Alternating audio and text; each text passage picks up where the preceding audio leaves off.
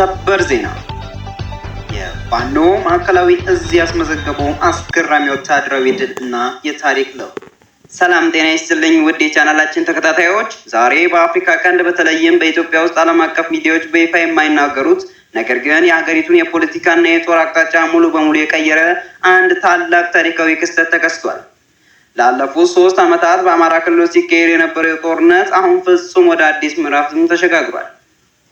የአማራ ፋኖ ኃይሎች በጎንደር፣ በጎጃም፣ በወሎና በሸዋ የነበሩትን የተለያዩ እዞችና የጦር ክፍሎች በማስተባበር በአንድ ማዕከላዊ እዝ ስር ሙሉ በሙሉ ውህደት መፍጠራቸውን በይፋ አውጀዋል።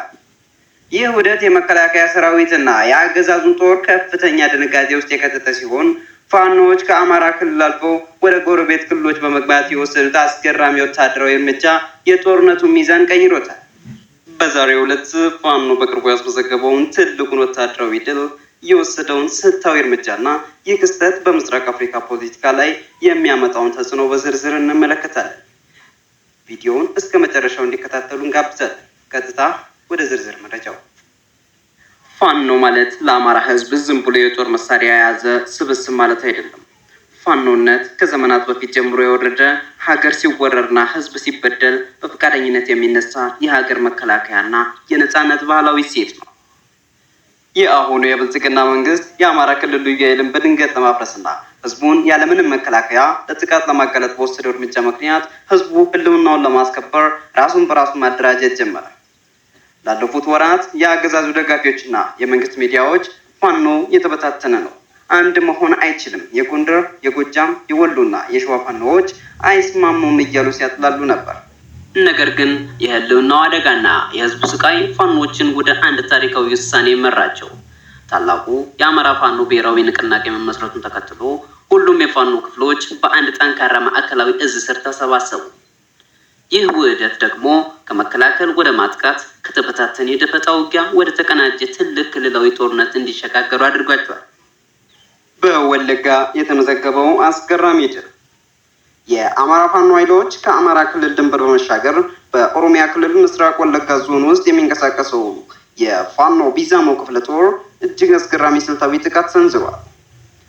በዚህ ኦፕሬሽን እርምጃ የፋኖ የቢዛሞ ክፍለ ጦር የኢፌዴሪ መከላከያ ሰራዊት 60ኛ ክፍለ ጦር ስር ያሉ 2 ሬጅመንቶችን ሙሉ በሙሉ በመክበብ መደምሰሱን የኮማንዶ እዙ መግለጫዎች ያሳያሉ።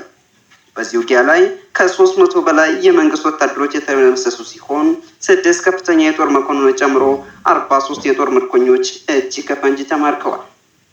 በተጨማሪም አንድ ከባድ የዲሽቃ መተኮሻ መሳሪያ እና ከ120 በላይ አዳዲስ ክላሽንኮቭ ጠመንጃዎች፣ በርካታ የጥይትና የአይነ ምድር ስንቆች በፋኖ እጅ ገብተዋል። ነገር ግን ከዚህ ወታደራዊ ድል በላይ ዓለምን ያስገረመው የፋኖዎች ታላቅ ስነ ምግባር ወይም ሚሊታሪ ዲሲፕሊን ነው። ፋኖዎች በተቆጣጠሩት አካባቢ ሁሉ የመንግስት የህዝብ መገልገያ ተቋማት፣ ትምህርት ቤቶችንና ሆስፒታሎችን አይነኩም፣ እንዲያውም ይጠብቋቸዋል እንጂ የአካባቢው ገበያና ንግድ እንዳይቋረጥ ትልቅ ጥረት ያደርጋል። ማንኛውም ሲቪል ህዝብ ላይ ጥቃት የሚያደርስ የፋኖ አባል ካለ በማዕከላዊ እዙ ጠንካራ ቅጣት ይጣልበታል። ማርከዋቸው የነበሩትን ወታደሮችን በሰብአዊነት በመያዝ ወደ ቤተሰቦቻቸው እንዲመለሱ በሰላም እየለቀቋቸው ይገኛሉ። ይህ ተግባራቸው ትግላቸው ከኢትዮጵያ ህዝብ ጋር ሳይሆን ከስርዓቱ ጋር መሆኑን ለዓለም አቀፍ ማህበረሰብ በተግባር አሳይቷል። የዓለም አቀፍ ማህበረሰብና የአሜሪካ ምላሽ። ኢትዮጵያ የምስራቅ አፍሪካ መረጋጋት ቁልፍ ናት። በክልሉ ውስጥ የሚፈጠረው አለመረጋጋት መላውን ቀጠና ይነካል። ላለፉት ወራት በአማራ ክልል ውስጥ የሚፈጸሙት የሰው አልባ ድሮን ጥቃቶችንና በንጹሃን ላይ የሚደርሱት የሰብአዊ መብት ጥሰቶች በአሜሪካ የውጭ ጉዳይ መስሪያ ቤት እንዲሁም በሰብአዊ መብት ተሟጋቾች ዘንድ ከፍተኛ ስጋትን ፈጥረው ነበር። ቀደም ሲል ዋሽንግተን ፋኖን እንደተበታተነ የፓርቲዛን ኃይል ተመለከተው ነበር።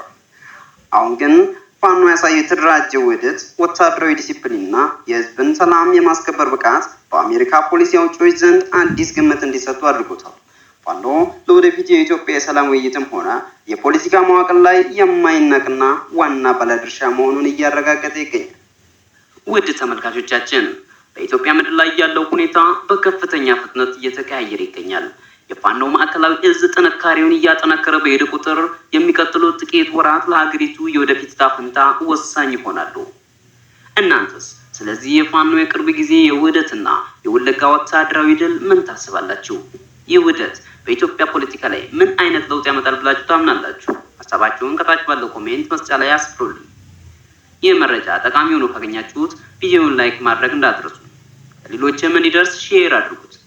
እንዲሁም በየቀኑ የሚወጡ አዳዲስና እውነተኛ ሰበር መረጃዎች እንዲደርሷችሁ ቻናላችንን ሰብስክራይብ በማድረግ የደወል ምልክቷን ይጫኑ። ስለተከታተላችሁን ከልብ እናመሰግናለን። በቀጣይ ሰበር መረጃ እስክንገናኝ ቸርን ሰንብቱ።